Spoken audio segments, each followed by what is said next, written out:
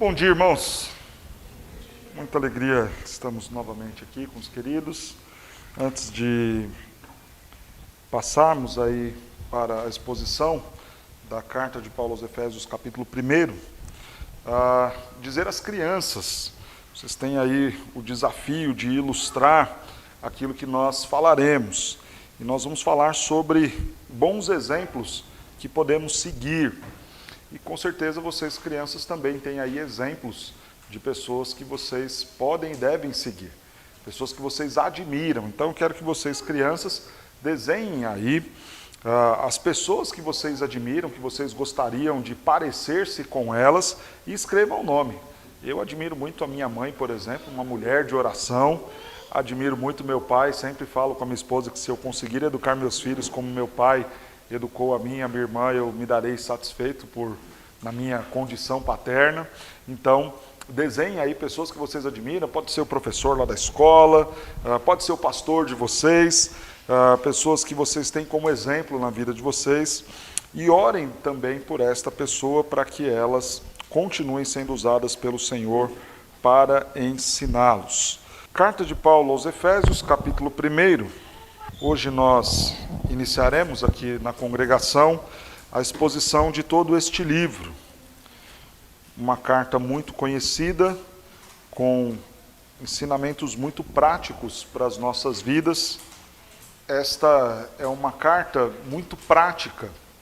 Isso porque o apóstolo Paulo foi pastor na igreja de Éfeso durante 3 anos de sua vida. E nesse tempo em que ele pastoreou esta igreja, com certeza os ensinos doutrinários foram passados, tanto é que Jesus vai elogiar a igreja de Éfeso lá em Apocalipse, de forma que a instrução teológica, doutrinária, teórica, não precisa ser o grande assunto da carta. É como se Paulo já tivesse muito seguro de todo o discipulado dado para aqueles irmãos e passasse agora a dar orientações muito práticas do relacionamento deles uns com os outros e com o próprio Deus. Ainda assim, claro, há muito conhecimento teológico sendo compartilhado conosco, principalmente no capítulo 1. Então, no capítulo 1, nós temos aqui uma apresentação, capítulo 1 e também parte do capítulo 2, uma apresentação da obra redentora do Senhor. Isso, no capítulo 1, a própria Trindade, o Pai escolhendo o Filho, expiando os pecados, o Espírito selando. Capítulo 2, o início, mostrando para nós aí como que se dá essa condição de transição entre alguém que estava morto espiritualmente para agora ter vida. Continuidade do capítulo 2, a condição que nós temos agora em Cristo, todos somos um, gentios e judeus. E aí este é o conteúdo mais teológico que Paulo vai tratar na sua carta, e depois aí sim apenas aspectos práticos para aqueles irmãos. Então, o nosso sermão hoje tem muito esse caráter introdutório. Nós vamos introduzir então a carta para vocês, ajudando aí ou cooperando com o trabalho que o Paulo dará sequência de exposição da carta. Nós leremos apenas o verso 1 e 2, faremos a exposição destes 2 versos e daremos também toda a parte de contextualização da carta a partir da leitura destes. Paulo, apóstolo de Cristo Jesus, por vontade de Deus, aos santos que vivem em Éfeso e fiéis em Cristo Jesus. Graça a vós outros e paz da parte de Deus, nosso Pai, e do Senhor Jesus Cristo. Oremos. Senhor Deus, nós lemos a Tua palavra e há muito que aprender com ela, há muito que precisamos aprender com o Senhor. Então ensina-nos, ó Deus, encha-nos com Teu Santo Espírito, para que nesta manhã saiamos daqui edificados para a glória do Senhor. É o que nós pedimos em nome de Jesus. Amém. Como falávamos para as crianças, todos nós temos aí pessoas que nós seguimos. Hoje as redes sociais trabalham muito com essa ideia dos influenciadores, né? Você sempre está ali seguindo alguém, seguindo o conteúdo de alguém, e isso é comum. Nós talvez tenhamos o desejo de negar um pouco isso. Não, eu não sou influenciado por ninguém, eu sou original, eu tenho as minhas próprias ideias. Isso, infelizmente, não é verdade. Nós somos muito influenciados. Um exemplo simples que eu gosto sempre de citar é nós imaginarmos as nossas roupas. Ninguém aqui, por exemplo, está com um turbante na cabeça. Isso porque não fomos influenciados assim, não faz parte da nossa cultura. Nós nunca vimos nossos pais ou os nossos amigos com turbantes, então é natural que nós não os tenhamos. Quando o pastor Paulo, se coloca com terno e gravata, nós estamos sendo influenciados pela cultura, pela tradição da igreja. Quando cada um aqui escolheu sua roupa, em alguma medida há influência daquilo que vê na rua, daquilo que vê na televisão, e isso é tão real que se nós pegássemos as roupas que nós temos aqui, misturássemos elas, e depois, obviamente, não cada um escolher a sua, mas você pegar a roupa e falar, ó, isso daqui é a roupa do irmão tal, essa é da irmã tal, muito provavelmente você vai errar, porque são roupas tão parecidas. Talvez a distinção maior seja ali, talvez só pelo tamanho da peça, as minhas sempre serão as maiores, mas com exceção do tamanho, talvez você vai lá e falar, eu não sei, tem uma camiseta que poderia ser de qualquer um dos homens que aqui estão, uma calça jeans que poderia ser de qualquer um dos homens ou das irmãs que aqui estão. Isso porque em alguma medida nós somos influenciados. A nossa comida faz parte muito desta influência de algo que nós seguimos. Eu me lembro quando recebi lá em casa a Mônica, esposa do pastor Lisandro, ela é colombiana, e nós estávamos lá na parte da tarde, eu peguei um abacate na geladeira, coloquei no liquidificador, leite, um pouquinho de leite condensado e açúcar, e ela olhou assim, torto para aquilo, fez uma cara assim, meio credo, não vou comer isso não. E eu falei, mas por quê, Mônica? Ela falou, não, porque eu nunca comi abacate com açúcar. No país dela, o abacate é com sal, o abacate vai na salada, o abacate vai com tomate, vai com vinagre. Para ela foi muito estranho ver o abacate com açúcar. Mas isso faz parte da cultura, das influências que vão tendo ao seu redor. Em nenhum momento da vida dela, os pais, ou os amigos, ou os professores da escola, ou os irmãos da igreja, lhe ofereceram aquilo. Era algo que ela não conhecia, era algo que não havia influenciado o seu paladar, por exemplo. Quando nós pensamos nessa realidade de que todos nós somos influenciados, há duas implicações aqui importantes que nós precisamos considerar. Quem está nos influenciando é a primeira. Se nós sabemos que não somos tão originais assim, que sempre seremos conduzidos por influência, e não necessariamente isso é ruim, muito pelo contrário, quando Paulo orienta Timóteo, ele fala, aquilo que você aprendeu de mim, transmite isso a outros homens fiéis e idôneos, para que eles também ensinem a outros. O próprio Senhor Jesus nos chama a fazer discípulos, então não é ruim ser influenciado, mas quem nos influencia? Essa é a primeira pergunta que você deve fazer. Quem é a pessoa que você tem ouvido antes de tomar decisão? Quem é aquela pessoa com quem você se consulta para decidir o que é certo, o que é errado, o que é melhor para você, para sua família, para os seus filhos? Quem é essa pessoa que mais te influencia? Ou quem são essas pessoas que mais te influenciam? Quem são os autores que você lê, que conduzem o seu pensamento teológico, a sua cosmovisão em relação à educação, em relação à família, em relação à política? Quem são os seus influenciadores? Uma segunda pergunta e implicação muito importante é: quem está nos seguindo? Se todos nós somos influenciados, quem nos influencia? E quem nós estamos influenciando? Quero ilustrar isso aqui com meu filho, João Pedro. João Pedro, esses dias, foi lá, pegou minha máscara, pegou a chave do carro, pegou a carteira e foi para a porta, imitando exatamente o meu comportamento. E isso ele faz constantemente. Pega o meu sapato, pega o meu boné, e vai, e anda, e senta, e quando eu estou pregando que ele está assistindo lá no YouTube, na televisão, ele me imita. Quem nós estamos influenciando? Já parou para pensar na responsabilidade que nós temos? Quando abrimos a boca e falamos para alguém, claro que eu peguei aqui um exemplo que é muito forte e talvez o mais evidente, que é a ideia dos filhos, nós influenciamos nossos filhos, mas os nossos amigos, aqueles que perguntam, e aí, o que você acha disso? Às vezes nós não pensamos a responsabilidade da nossa resposta quando alguém nos pergunta, o que você acha desta questão, deste assunto? Qual a sua opinião? Qual é o seu comentário? Quem nós estamos influenciando com a nossa vestimenta, com as nossas atitudes, com a nossa fala? O nosso texto aqui apresenta dois grandes exemplos a serem seguidos.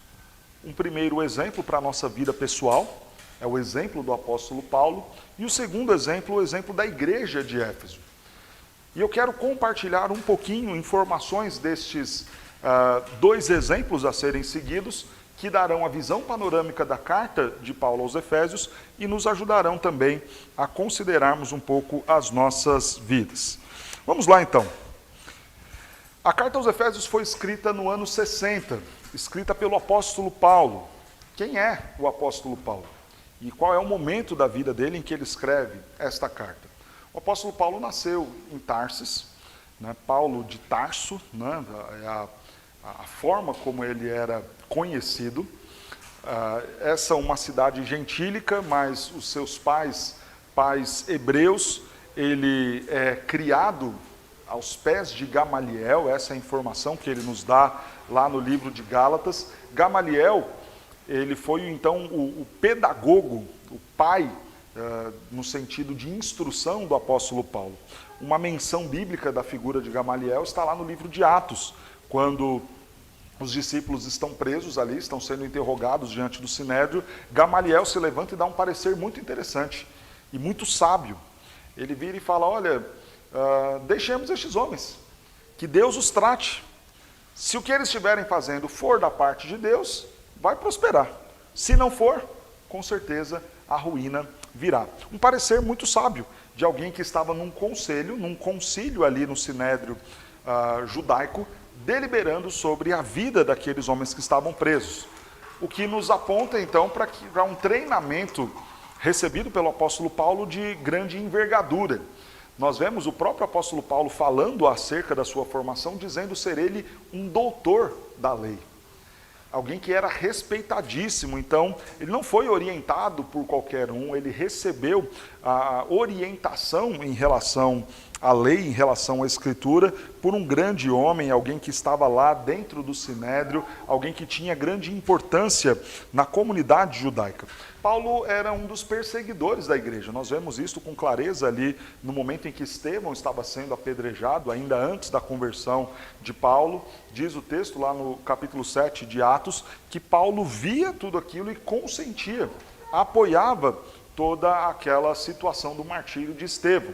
Paulo está a caminho, então, agora de Damasco, e aqui aos 31 anos de vida, a caminho de Damasco para, mais uma vez, perseguir a igreja, ele recebe a intervenção do próprio Senhor Jesus Cristo e ouve ali o chamado do Senhor Jesus e naquele momento se converte.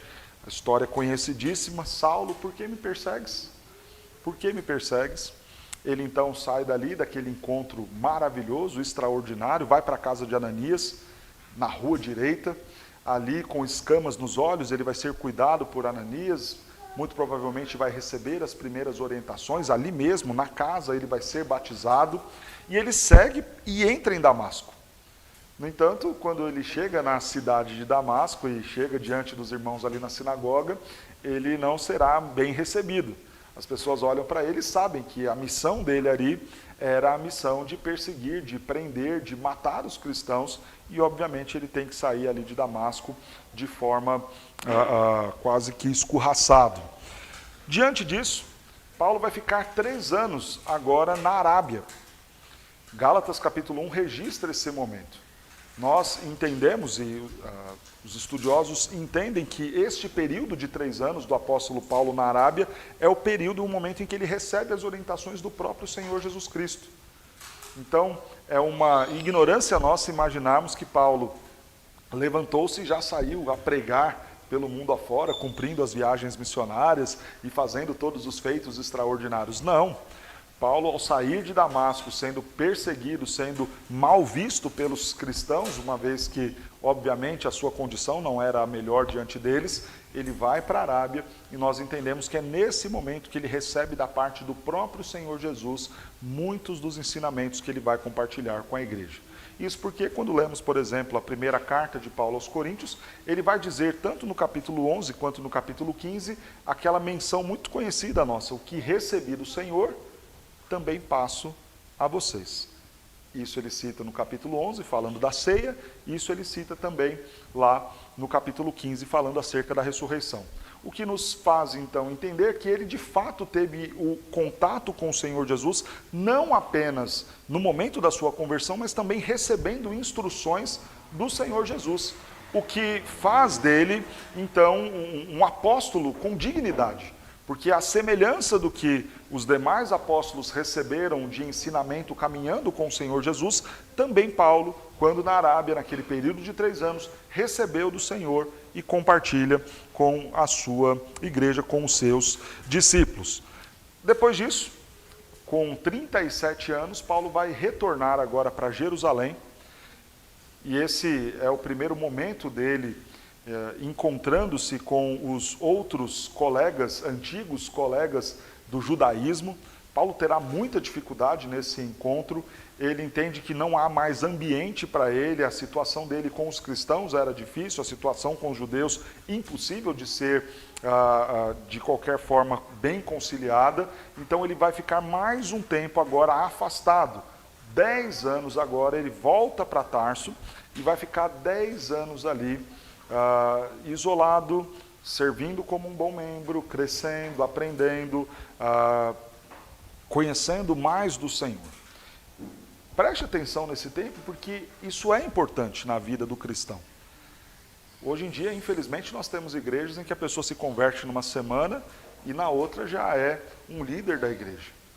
Paulo, então, é convertido pelo Senhor, passa 3 anos na Arábia, passa depois 10 anos em Tarso como um membro, indo à igreja, aprendendo, servindo, ajudando os seus irmãos, ouvindo, para depois retornar mais uma vez e encaminhar-se agora para o ministério. Na volta do apóstolo Paulo, quando ele sai de Tarso, ele vai para Antioquia. E aqui sim, neste momento, não porque ele tenha se auto-intitulado qualquer coisa, a igreja de Antioquia reconhece em Paulo, reconhece em Barnabé, homens sábios, cheios do Espírito Santo, aptos para pregarem a palavra, para pregarem o evangelho, e Paulo então é enviado para a primeira viagem missionária. Não é Paulo que se levanta para fazer isso, mas a igreja que reconhece naquele homem as suas competências para fazê-lo. Paulo tinha aqui então 44 anos quando vai para a primeira viagem missionária. Estamos aqui no ano 47. Ano 47 ele vai de Antioquia até Chipre, passando pela região da Ásia Menor. Então, a cidade de Éfeso estava nesta região da Ásia Menor, era a capital da Ásia Menor. Esse foi o primeiro contato, então, de Paulo com os crentes de Éfeso. Nós acreditamos que este é o momento em que ele conhece Áquila e Priscila e tem ali o primeiro contato de evangelização, mas ainda não é o momento em que ele fica ali em Éfeso. Na segunda viagem missionária do ano 49, aí sim Paulo vai para Jerusalém tratar com os gentios e depois vai para Éfeso e fica 3 anos em Éfeso pastoreando aquela igreja. A igreja de Éfeso foi uma igreja muito privilegiada. Teve o apóstolo Paulo como seu pastor, depois Timóteo foi pastor daquela igreja e depois o próprio apóstolo João foi pastor daquela igreja. Pastores excelentes cuidaram ali daquele povo, por isso uma igreja muito firme doutrinariamente, conforme o próprio Senhor Jesus relata lá em Apocalipse 2. Paulo então vai para a sua terceira viagem missionária, vai para Jerusalém. Em Jerusalém, agora na sua última passagem ali, ele vai ser preso, vai ser enviado para Cesareia para ser interrogado por Festo, depois faz a reivindicação por ser um cidadão romano e é enviado para Roma. No meio do caminho sofre ali um naufrágio, fica na ilha de Malta, passa então 2 anos esse tempo de traslado e chega finalmente em Roma, depois aí de 3 anos. Chegando em Roma, ele será preso numa condição de prisão domiciliar.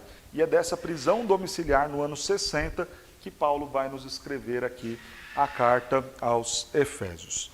Pois bem, falamos um pouco aí da trajetória de Paulo, resumidamente, até chegar aqui. Mas eu quero, então, destacar 2 características em especial do apóstolo Paulo, que devem nos servir de exemplo que devem servir para as nossas vidas, que devem influenciar o nosso comportamento. Primeiramente, o engajamento deste homem. Paulo, apóstolo de Cristo Jesus, por vontade de Deus, aos santos que vivem em Éfeso e fiéis em Cristo Jesus. Veja que Paulo se apresenta como apóstolo. A palavra apóstolo significa enviado em missão. Vou abrir um parêntese aqui para responder uma pergunta que geralmente nos é feita. Pastor, é correto ter apóstolos em nossos dias? Quando nós pensamos no sentido etimológico da palavra, alguém enviado a uma missão, ok, nós poderíamos considerar, inclusive nós todos aqui seríamos apóstolos neste sentido. Todos nós recebemos este comissionamento do Senhor. Vocês são minhas testemunhas, para testemunhar de mim, tanto em Jerusalém como em toda a Judéia, Samaria e até os confins da terra. O Senhor nos deu uma missão e nos enviou ao mundo para isso. No entanto, quando nós pensamos em um ofício eclesiástico, não cabe. Então vejam, quando nós temos as pessoas hoje se auto-intitulando apóstolos, elas estão fazendo dentro de uma ideia de ofício eclesiástico, de uma condição como um representante da igreja, o que neste caso não é correto. Quando nós lemos o texto de Atos, capítulo 1, versos 21 e 22, nós vemos ali na escolha de Matias quais seriam os requisitos para alguém ser um apóstolo, ser reconhecido como um apóstolo. Então, embora todos aqueles 120 discípulos que estavam reunidos tivessem sido enviados em uma missão no comissionamento dado pelo Senhor Jesus, intitulavam-se apóstolos apenas aqueles que iriam exercer este ofício de liderança na igreja. E no critério para este apostolado, qual que era fundamental? Ter acompanhado o ministério de Cristo, do batismo do Senhor Jesus até a sua ascensão.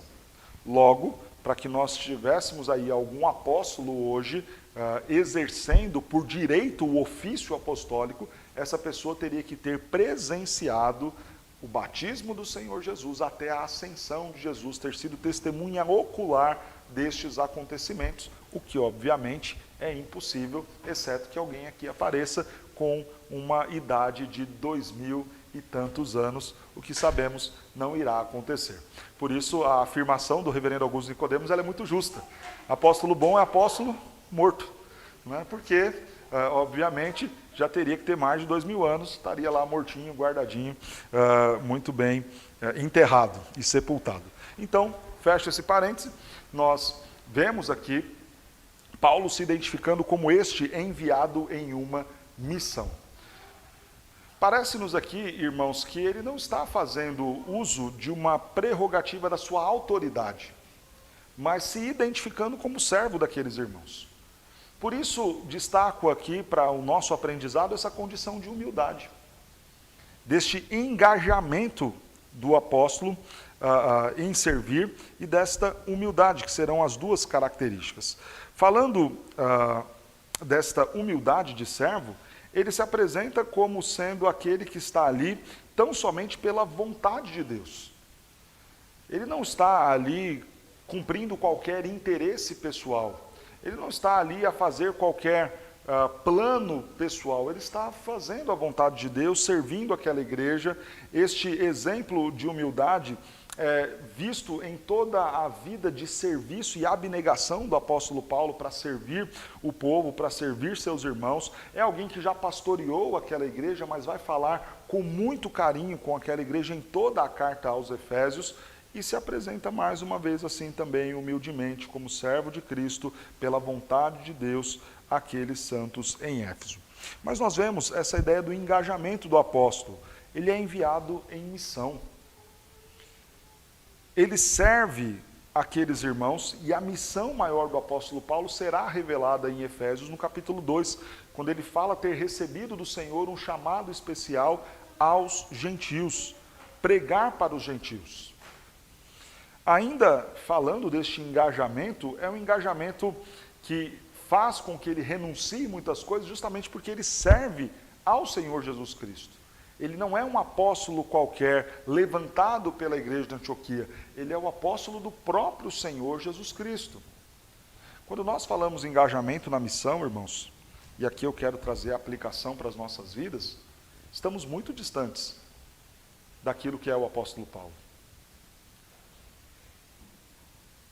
As cartas que acompanham a carta aos Efésios é a carta aos Filipenses, a carta aos Colossenses e a carta a Filemão.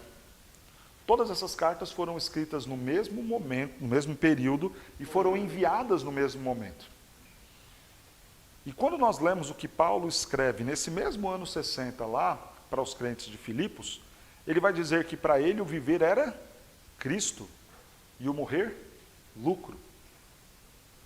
Eu fico pensando, Paulo avaliando o nosso comportamento de líderes da igreja em nossos dias.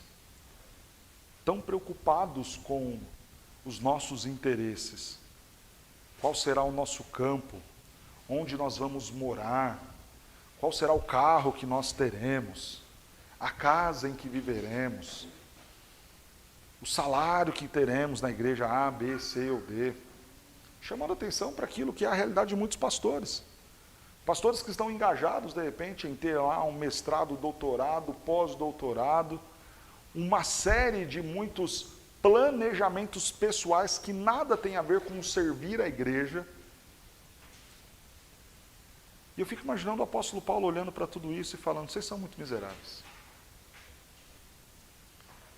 Eu fico imaginando o apóstolo Paulo olhando, por exemplo, para a minha vida e falando, você está preocupado demais com as coisas terrenas. Você está preocupado demais com as coisas deste mundo. Quando nós ouvimos o apóstolo falando, para mim o viver é Cristo, e não era só o falar da boca para fora. Ainda na carta aos Filipenses, Paulo termina o texto agradecendo aqueles irmãos que haviam apoiado em seu ministério, dizendo o seguinte, olha, não pelos donativos, porque eu aprendi a viver com muito e com pouco. Tanto sei ter e viver em abundância, como também na escassez. Alguém que estava o tempo todo focado e pensando na obra, nos interesses do reino. Mas agora eu quero trazer este nível de engajamento com a missão para as nossas vidas.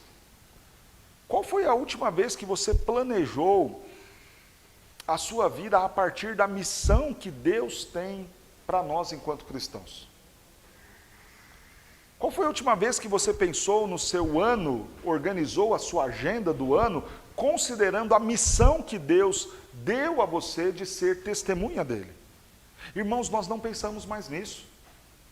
Muitas coisas são variáveis consideradas para os nossos planos. Eu quero alguma coisa mais perto da família, ou eu quero algum lugar mais tranquilo aqui, mais ali, ou eu quero fazer essa escolha porque isso será melhor para a minha saúde, ou eu quero fazer essa escolha porque talvez isso seja melhor para os meus filhos, ou eu quero fazer essa escolha porque talvez academicamente isso vai me entregar um resultado melhor, ou talvez eu quero ir para aquele ou para aquele outro lugar porque talvez isso seja melhor para a minha condição financeira, mas nós nunca consideramos a ideia da missão que temos. Qual foi a última vez que a gente tomou uma decisão engajados com a missão? Olha, eu vou comprar isso daqui pensando em atender ao comissionamento que Deus me deu. Eu vou para este lugar, ou deixar de estar neste lugar, considerando, primeiramente, a missão que Deus tem na minha vida. Porque não é só a missão do pastor Jonatas ou do pastor Paulo. É a missão que o Senhor deu a cada crente. É muito lindo nós lermos lá, Pedro falando, né? Vós sois raça eleita, sacerdócio real, nação santa, povo de propriedade exclusiva de Deus. Que coisa bonita, eu sou tudo isso. Nem parece. Raça eleita, sacerdócio real, nação santa, povo de propriedade exclusiva de Deus. Olha que coisa linda. Mas aí você vê a finalidade de tudo isso. A fim de proclamarmos as virtudes daquele que nos chamou. Mas qual foi a última vez que a gente considerou que nós estamos aqui a fim de proclamar as virtudes daquele que nos chamou? Nós planejamos, nós sonhamos, nós compramos, nós vendemos, nós decidimos, nós nos matriculamos, nós saímos e vamos sem considerar a missão que Deus nos deu de proclamarmos as virtudes daquele que nos chamou. Nós não fazemos planos pensando nisso. Algo que chocou muito e que marcou muito a minha juventude, o início da minha juventude, foi ouvir o pastor Ricardo Moura dando uma palestra para jovens, E era o meu momento ali de faculdade, de escolhas e tudo mais, e ele falou o seguinte: olha, você pega um jovem não crente e pergunta para ele qual é o seu plano de vida. E ele vai responder: olha, agora com meus 18 anos, é escolher minha profissão, me esforçar, entrar numa boa faculdade, fazer o curso bem feito, com bom aproveitamento, encontrar um bom emprego, tendo esse bom emprego, estabilizar financeiramente a minha vida, encontrar alguém legal que eu ame, constituir família, e aí desenvolver minha carreira profissional, juntar uma boa condição para os meus filhos, para a escolaridade deles, preparar o meu futuro, pensando aí talvez lá nos meus 50, 60, ter minha chacarazinha, para poder me aposentar tranquilo, ter um pé de meia. Esse é meu plano mais ou menos. Este é o planejamento de um jovem não crente. Aí você chega para um jovem crente, raça eleita, nação santa, povo de propriedade exclusiva de Deus, cheio do Espírito Santo, porque ele recebereis poder ao descer sobre vós o Espírito Santo.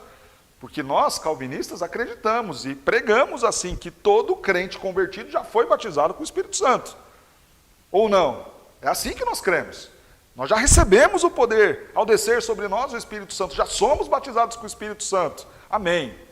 Aí você pergunta para esse jovem, e aquela foi a pergunta que foi para o meu coração naquele dia: qual é o seu planejamento de vida? E sabe qual era o meu planejamento? Escolher minha profissão, me esforçar para entrar numa boa faculdade, desenvolver bem o meu curso, entrar numa boa empresa, estabilizar a minha vida financeira, encontrar uma pessoa legal para casar, constituir família, juntar um dinheirinho para dar uma boa escolaridade para os meus filhos, fazer meu pé de meia, comprar minha chacrinha e terminar meus dias ali numa condição boa. E sabe o que foi chocante para mim naquele dia? Foi perceber que os meus planos eram exatamente iguais aos planos de alguém que não conheceu Jesus. E eu espero que aquele mesmo choque que eu tive, você esteja tendo nesse momento. Porque o que eu percebi naquele dia, e é o que eu percebo olhando a vida de quase todos os cristãos, nós não temos engajamento com a missão. Nós conhecemos a Cristo, mas aquilo não fez diferença nenhuma. Talvez a única coisa que mudou na nossa rotina, na nossa agenda, no nosso planejamento, seja uma atividade a mais ali no domingo. Só. Porque os planos financeiros continuam os mesmos. Porque os planos acadêmicos continuam os mesmos. Porque os planos e os projetos familiares continuam os mesmos. Porque não há engajamento nenhum com a missão. Porque não há espaço para nós pensarmos: o Senhor me chamou para proclamar as virtudes dele. Então deixa eu ver aqui na minha vida agora, depois que eu conheci esse Cristo, que mudou a minha vida, que me fez povo de propriedade exclusiva dele, deixa eu ver aqui como que eu vou fazer isso agora, como que eu vou me engajar na missão para ser um apóstolo de Cristo, por vontade de Deus, enviado aos santos deste mundo. Como que eu vou fazer isto?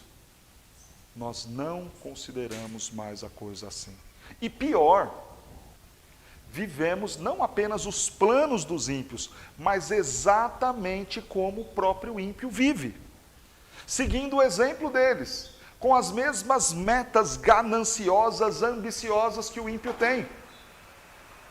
Essa é a realidade, irmãos.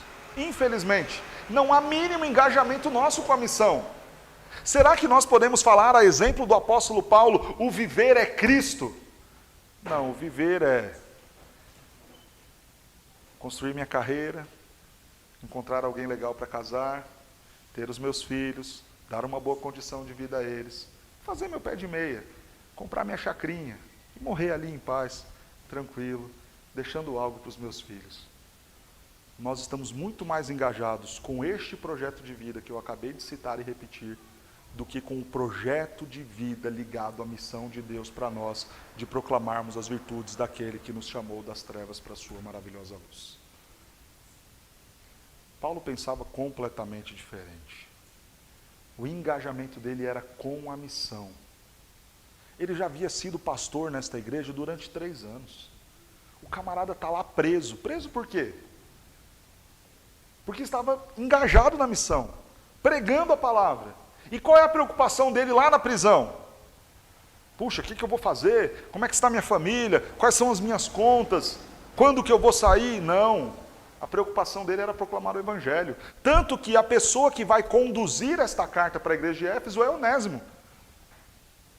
Um escravo fugitivo, ímpio, que chegou na prisão, conheceu o apóstolo Paulo, foi evangelizado pelo apóstolo Paulo, converteu-se ali, e Paulo dá esse testemunho em relação a Onésimo. Este meu filho foi gerado em algemas. Ou seja, preso junto comigo, ele foi gerado e agora é nova criatura. Porque o que Paulo estava fazendo enquanto estava na prisão? Pregando a palavra, recebendo as pessoas em sua casa e falando, testemunhando de Jesus a elas. E o que ele fazia? Escrevia cartas às igrejas, preocupado com pastorear as igrejas, com cuidar das igrejas, com evangelizar, com falar de Jesus, em cumprir a missão de Deus na vida dele. Que não é só a missão de Paulo, é a minha e a sua.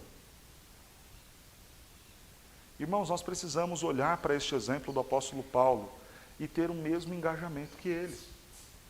Aí você fala, pastor, o que eu tenho que fazer então? Pedir demissão do meu trabalho amanhã, chegar lá 8 horas na empresa, falar com o meu chefe, eu vi um sermão ontem, tenho que me engajar mais na missão, estou saindo fora e quero ir para outro lugar. Não.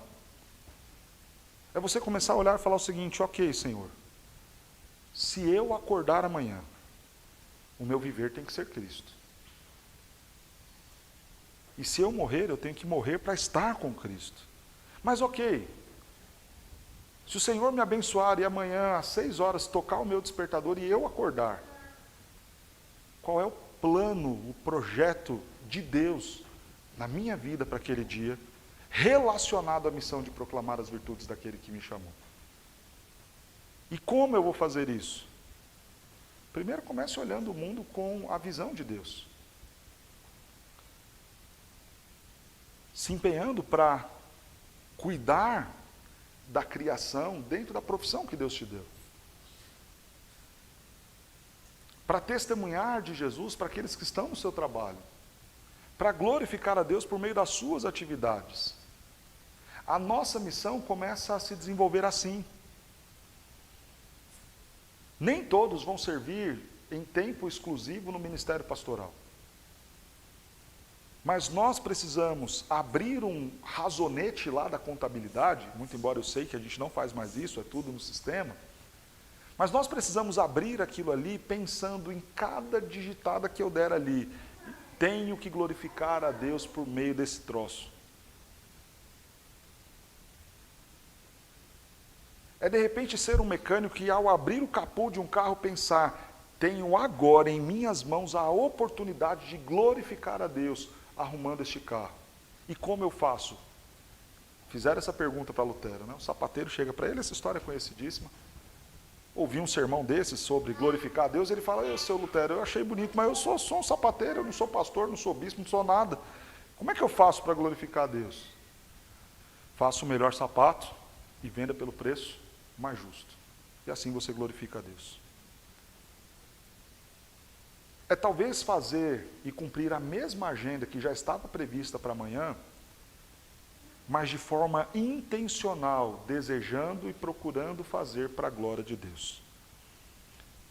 Pastor, você está fugindo do texto. Não. Sabe por quê? Lembra que eu falei que isso aqui era uma visão panorâmica do livro. O apóstolo Paulo vai falar lá no capítulo 6 da carta aos Efésios. Quando vocês estiverem trabalhando, trabalhem como se fosse para o próprio Senhor. Mas é assim que a gente faz? Não. Às vezes a gente faz um trabalho relaxado e qual que é a justificativa que a gente fala? Para quem é, tá bom. Para esse patrão que me paga atrasado, quando paga, tá bom, vai assim mesmo.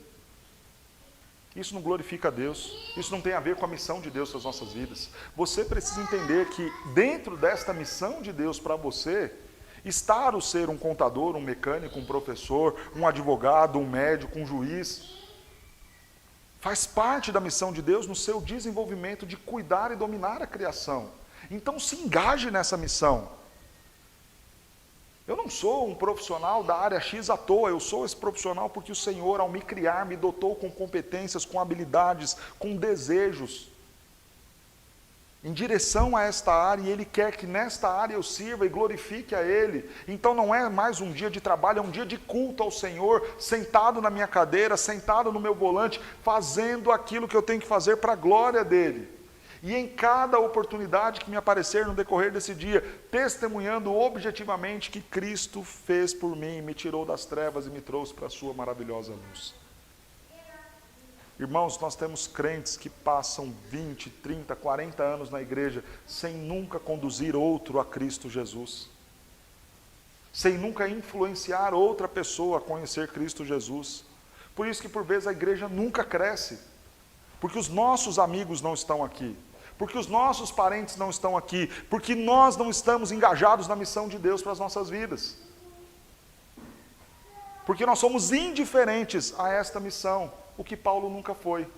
Ele fazia tenda, era a profissão dele, mas falava de Cristo. Ele estava preso porque era a condição que a lei o colocava, mas ali ele falava de Cristo. Quais são as condições que Deus vai te colocar? Fale de Cristo, testemunho dele ali. Precisamos ter esse engajamento e essa humildade do apóstolo Paulo. Esse é um exemplo a ser seguido. Mas essa igreja, a igreja de Éfeso, nos mostra 4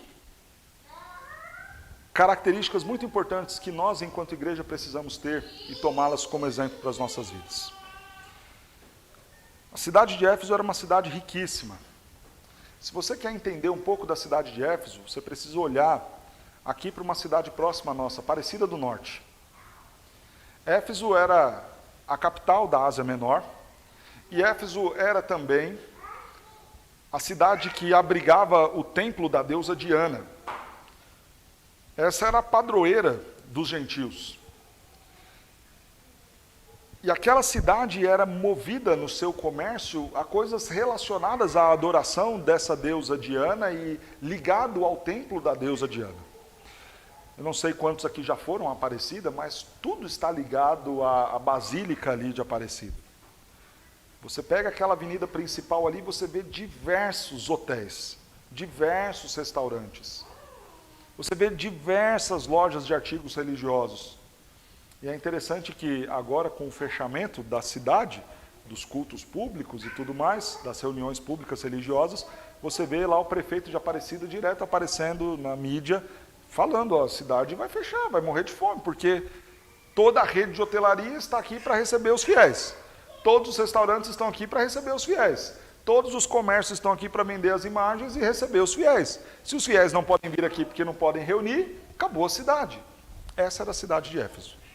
Uma cidade desse jeito, riquíssima, importantíssima, abrigava o maior templo da maior deusa daqueles gentios. Ela foi uma igreja, a igreja dali daquela cidade, fundada pelo apóstolo Paulo. Atos capítulo 18 mostra isso para nós. Isso acontece ali no ano 52, durante a segunda viagem missionária do apóstolo Paulo. Paulo passa por ali durante 3 anos, e algo muito interessante é registrado no livro de Atos, no capítulo 19, verso 11. Deus, pelas mãos de Paulo, fazia coisas extraordinárias ali em Éfeso. E aí nós vemos algumas coisas que Paulo vai falar para nós aqui nesse texto. Aos santos que vivem em Éfeso e fiéis em Cristo Jesus. Era fácil ser fiel a Cristo Jesus em uma cidade que abrigava o templo da deusa Diana? Não era. A Igreja Presbiteriana de Pinheiros, do qual eu fiz parte e é o nosso presbitério, planta uma igreja lá em Aparecida do Norte. E uma das dificuldades que o obreiro encontra ali está ligada a essa condição da fidelidade daqueles crentes. Alguns têm comércios que vendem artigos religiosos da Santa Aparecida lá. E agora eles ouvem o Evangelho, estão na igreja, e o que fazer? Fecha a loja? A loja que era do avô, que passou para o pai, que passou para ele, que sustenta a família. Fecha a loja? Vai para a igreja? O que fazer? E sabe o que aconteceu em Éfeso? Problema. Quando nós lemos o texto do capítulo 19, versos 24 ao 41, nós vemos que santos, as imagens, livros de magia, estavam sendo levados às praças e sendo queimados. Porque aquela igreja era uma igreja fiel, mas era também uma igreja muito relevante. Eles estavam testemunhando de Cristo. As pessoas estavam se convertendo, estavam queimando os seus ídolos, estavam destruindo os seus livros de magia, de ocultismo, tudo ali, no meio da praça. Agora imagine os comércios fechando. O povo daquela cidade se uniu para expulsar o apóstolo Paulo. Esse homem está causando aqui. Daqui a pouco não vai ter mais quem compre. Não vai ter mais quem compre porque o povo está se convertendo, essa igreja está crescendo, e agora como é que vai ficar aqui a nossa lojinha? Isso estava acontecendo em Éfeso, porque aquela igreja estava sendo fiel e porque aquela igreja estava sendo relevante. Agora, irmãos, e nós? Quantos meses as nossas igrejas ficaram fechadas? Talvez ninguém tenha sentido falta. E sabe por quê? Porque talvez nós não sejamos relevantes. Se fôssemos igrejas realmente relevantes, que fizéssemos brutal diferença na realidade do nosso bairro, as pessoas estariam batendo na porta, falando, abre isso, pelo amor de Deus. Escolas são mais relevantes do que igrejas. Porque você viu muitos grupos de pais se reunindo desesperados, falando, não, as crianças têm que ir para a escola, não tem jeito. Talvez a relevância da escola seja dar paz aos pais que estão com seus filhos ali, ok. Mas ainda assim é uma relevância. E nós? A impressão que dá é que se tivéssemos ficado 1, 2, 3, 4, 5 anos, a igreja só é relevante para aqueles que estão ali dentro. Percebe o perigo disso? Ok, nós sentimos falta. Nós cristãos que congregamos, que viemos. Mas imagina você fechar a porta da igreja e o seu vizinho que está do lado não sentir a menor falta disso. E o bairro que está ali não sentir a menor falta disso. Nós reunimos aquele grupo, imagina, e você leva, a gente vai sair daqui, vamos para o outro bairro ali, do outro lado, e ninguém que está aqui na nossa região virar e falar, puxa, como faz falta aquela igreja ali? Irmãos, infelizmente, parece que nós como igreja não somos mais relevantes. As pessoas não estão nas portas batendo, abram aí, pelo amor de Deus. Abra esse negócio aí, porque a gente precisa de vocês, porque o trabalho de vocês é importante, porque aquilo que vocês fazem no bairro é significativo, porque a importância de vocês na cidade é grande demais. Não fechem, não vão embora. Abram as portas mesmo em meio à pandemia.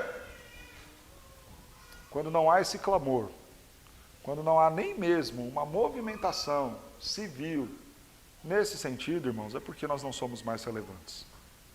Aquela igreja era, ao ponto de mudar a realidade de uma cidade. Mudar tudo em uma cidade. Ela era uma igreja fiel, ela era uma igreja relevante, era uma igreja pura e santa. Veja que o texto diz aos santos que vivem em Éfeso e que são fiéis em Cristo. E essa condição de santidade desses crentes é destacada pelo Senhor Jesus lá em Apocalipse capítulo 2, quando fala que aqueles crentes não toleravam as obras dos nicolaítas. Quem eram os nicolaítas? Os nicolaítas eram crentes que acreditavam que dava para levar a vida com Deus de qualquer jeito. Eram crentes libertinos, se é que pode se pensar nisso. Estilo Olavo de Carvalho. Dá para falar palavrão, fumar um charuto, viver uma vida promíscua, imoral, mas ainda assim dizer, eu creio em Deus, e creio em Jesus, e sou um religioso. Os nicolaítas eram assim. Apresentavam uma proposta de vida cristã em que você não precisava ter diferença nenhuma, afinal de contas Deus é bom. Afinal de contas vivemos na graça, e tem muitos crentes assim nos nossos dias. Quando você fala de observar a lei do Senhor, e diz que o justo ama a lei do Senhor e na sua lei medita dia e noite, alguns olham e falam, você é legalista, você é um santarrão, você é um fariseu. Quando na verdade esses ataques são para justificar uma vida sem piedade nenhuma, sem santidade nenhuma que esses têm. Nós deveríamos olhar a lei do Senhor e ter maior apreço a ela. Entender que ela não é meio da nossa salvação, mas é lâmpada para os nossos pés. São preceitos para o nosso bem-estar. e observar aquilo com seriedade. Aquela era uma igreja que fazia isso. Jesus elogia essa igreja por isso. Olha, vocês são bons. Vocês têm boa doutrina. Vocês não toleram os nicolaítas. Tenho, porém, contra ti o quê? Qual foi o problema da igreja de Éfeso? Esqueceram o primeiro amor. Mas o meu objetivo aqui é dar o panorama da carta. Esse é o momento do primeiro amor da igreja de Éfeso. Era uma igreja relevante, era uma igreja fiel, era uma igreja santa. Era uma igreja unida? Não. E sabe o que a gente aprende com isso?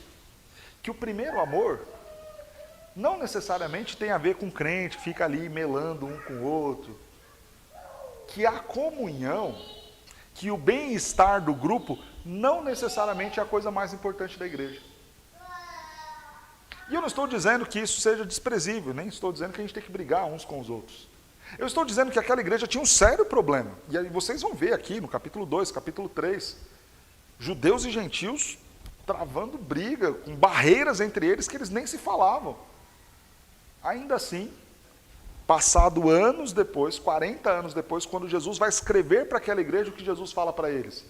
Vocês deveriam voltar lá para aquele tempo. Naquele tempo vocês eram fiéis, vocês eram relevantes, vocês eram santos.